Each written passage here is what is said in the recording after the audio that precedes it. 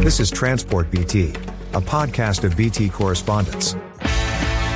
Welcome to Transport BT, a podcast of BT correspondents. I'm your host, Derryn Wong. Every week, my colleagues and I break down a business story that matters. And today, I'm in Munich, and that's because the Germans, or rather, one German company at least, is going over the top. German carmakers have had a hard time in the past few years. While they've embraced the EV transition far more than the Japanese, Tesla and Chinese carmakers have arguably taken the lead in EV propulsion with onboard tech, smart features, and even encroaching on luxury territory with their premium tech-intense EVs. Now, BMW is doing this better than many European carmakers, arguably, despite recent tariff uncertainty. In the first half of 2025, as a group, it sold around the same number of cars year on year, about 1.2 million, with 18.3% of those being EVs, and that's up 15.7%. Audi and Mercedes, meanwhile, have done much worse, along with many other European automakers. But amidst that, BMW is making the biggest bet, arguably, in its 109-year history, an all-new multi-billion-dollar technology leap that it says will reboot its entire vehicle lineup. BMW's management board chairman, Oliver Zipse, said, "The Neue Klasse is our biggest future project and marks a huge leap in terms of technologies, driving experience, and design." He also said, Neue Klasse is much more than just one new car. It's a completely new model generation, a massive leap that will shape the brand for years to come. Not mincing his words there, and they're not small words. For the automotive world, or indeed any industry, it's a change of depth and breadth that is pretty much unheard of. And to talk us through this is Lars Nielsen, Managing Director of BMW Group Asia. Hey Lars, welcome to the show. Thank you very much, Derryn. Thanks for having me. So you heard all I said, and this entire thing they call Neue Klasse. What exactly is it? Well, it's a massive leap for the brand BMW into the future in terms of technology, in terms of design, in terms of user interface, customer experience. It's a big bet on what the future of mobility for individuals will be. I read that, by 2027, not in 2 years' time, we'll have 40 new models or updated cars based on the technology. You guys are changing the entire model range, and that's unheard of in the car industry.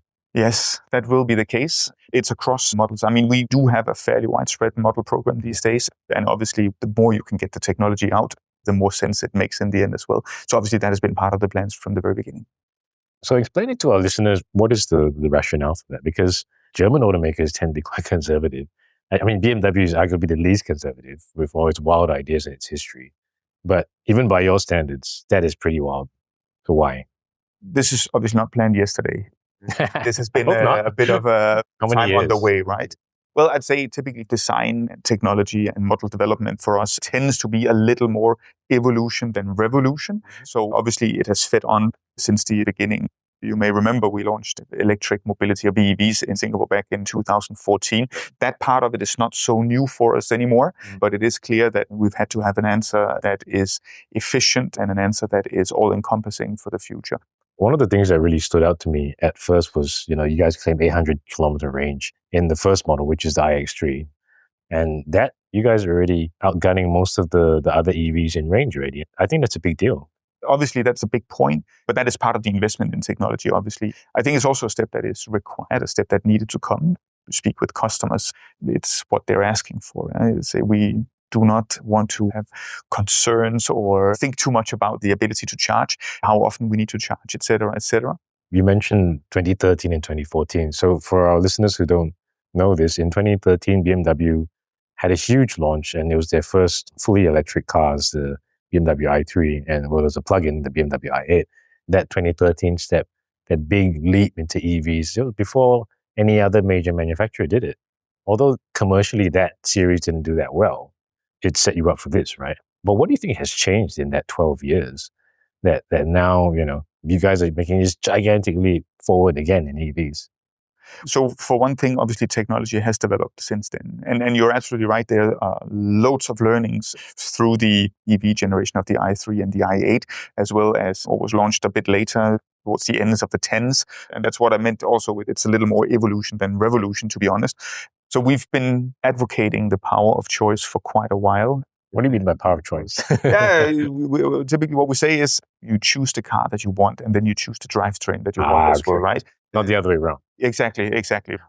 I mean, as I said earlier in the podcast, about 18% of your cars are still pure EV, and the rest are still a mix, right? ICE, mild hybrid. On a worldwide level. Yeah, so there's still a huge scope for these cars to be sold. Yes, but we see that we still have growth in battery electric vehicles, even if the rest of the market seems to be struggling a little bit. It's one of the things that we are taking positively in the transition to both get the technology adoption of BEVs into the cars we have in general, but also the ability to build cars where you can choose a drivetrain that fits to you.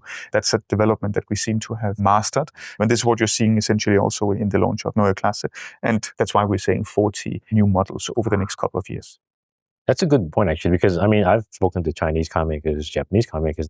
What a lot of them say is it's important to give the customer choice. You cannot just be having EVs, but you must also have a plug-in, you also have your hybrids, depending on where you are in the world, right? Yeah, exactly. We see it that way. So actually, Neue Klasse isn't really it's across all of BMW. It's just that certain aspects of the technology will be put into all your models, right? Yes, you will see this very widely. And from a commercial standpoint and from a developmental, from a production standpoint, it is a revolution. It's a very new car, no doubt about it. The design is very new. I think the interpretation that has been put in place is also a very, in some context you say, if everyone likes it, it's not right. I think we've managed to take a certain level of risk. We put a little bit of power into the design. Which is good, yeah. I mean, if exactly. You have a bland design. Exactly. From what I gather, Neue Klasse is you guys are changing the way you make your cars. You've improved the EV technology so it goes further. It's more efficient. You're changing the onboard computing power to be much stronger to support a new kind of software. And you guys are also working with other people, right? So it's all those things and more. Yes. Production is taking place in a completely new plant in Hungary. It's a purpose-built plant exactly for this specific purpose. And that's where Neue Klasse is starting. From a product content point of view, from a technology point of view, we have introduced the idea of a new brains put into the car, right? So we have very, very powerful computing, 20 times faster than what we've seen in our cars previously. So software defined vehicle. I keep hearing that word. Actually, what does that mean? So I think there are two elements. And one thing is the software, basically the user interface or the user experience that you would be getting. Human-machine interface. Exactly. Yeah, that's one element of it. The other element of it is when you have more computing power, you have faster computing power. All your systems will be able to detect and react a lot faster as well. So you get a car that is even safer, that will be even more protective and will be able to help and support you even better in the actual driving as well. Okay, so now we're heading for our midway break. When we come back, we will talk about China and Alibaba and other partners. Lens on Singapore is now bigger and better. The same deep dive exploration of socioeconomic and geopolitical issues which impact our lives here in Singapore and the region is now a video podcast. If watching a conversation is your thing, join Clarissa Montero in monthly conversations about things that matter. Subscribe to the BT Lens On playlist in the podcast tab of the Business Times YouTube channel and start watching today. BT Lens On Singapore, now available in audio and video. And now, back to Transport BT, a podcast of BT correspondents. Okay, we're back from our break and we've got the MD of BMW Group Asia, Lars Nielsen, with us talking about the biggest bet that BMW has made in its more than 100-year history. So most of the tech on board of iX3 and Neue Klasse is totally new. Well, actually, it's all new, right? Yes. And one thing that really stood out to me was localized software options. And it says that you guys are working with Alibaba and another leading driver assistance system provider from China. Yes. Wow, that is pretty interesting. I mean, because you wouldn't do that last time. It's unheard of, right? Can't imagine BMW putting external stuff into their cars like 10 years ago. Well, I think when there's a positive use case out of it and there is demand from customers, then you need to check it out. Now, China is a huge market. Your biggest market. It's a very big market and it's a good place to work on this or experiment a bit with this and get some learnings and experiences out of it for potential later use. Actually, I mean, that's kind of a must-have now for China market because the China consumers have it's very unique to their market, what they want. And actually, I spoke to another vice president at BMW yesterday, and he told me that, Asia and the megacities will actually define the way that people use cars because, it's totally different from, say, driving around Munich is just totally different, right? Absolutely. Let's call it the new way of using cars, or the ways that cars can also be used. Cars can also be used. I like that, yeah. How to use your time in your car, that is defined to a large extent out of Asia. That's where that experimentation is taking place. That's where the development is taking place.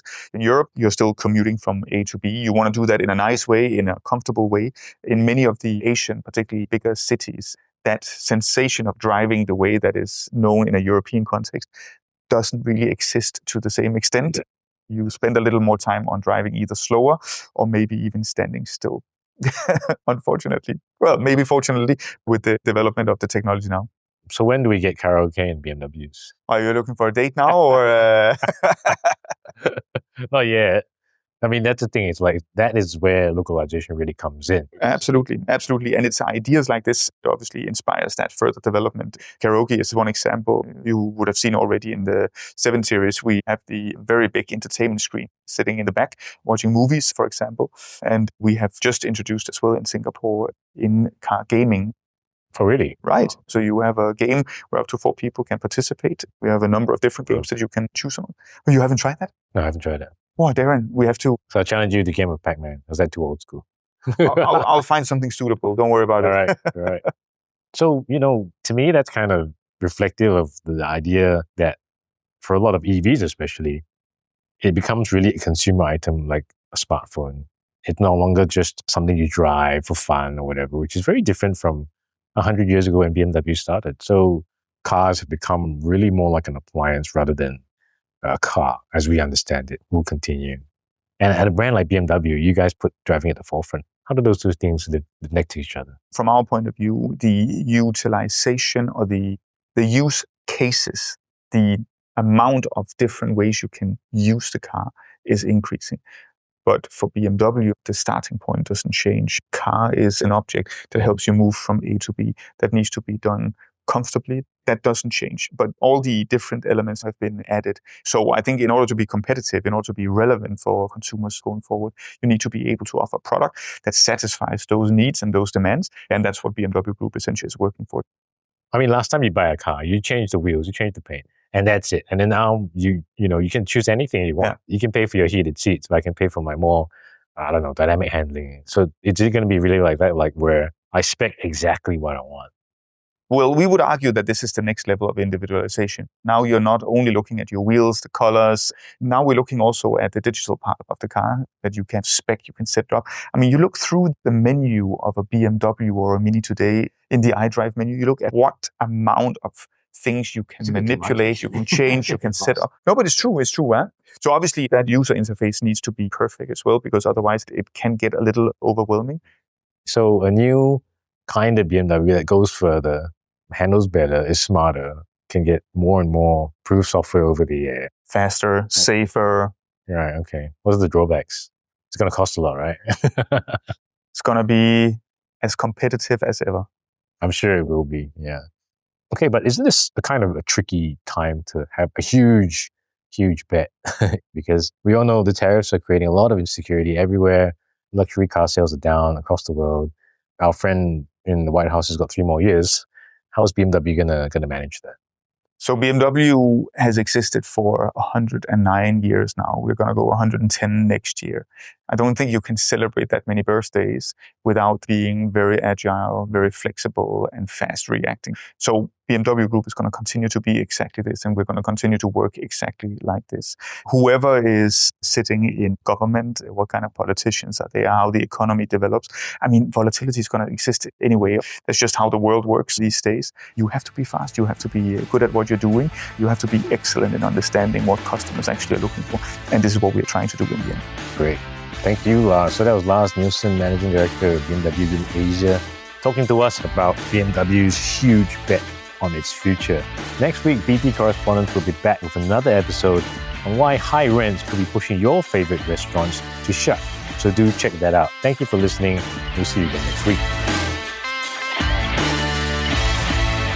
This is a podcast by the Business Times. Find more BT podcasts at businesstimes.com.sg/podcasts. Or wherever you get your podcasts. This podcast is meant to provide general information only. SPH Media accepts no liability for loss arising from any reliance on the podcast or use of third parties' products and services. Please consult professional advisors for independent advice.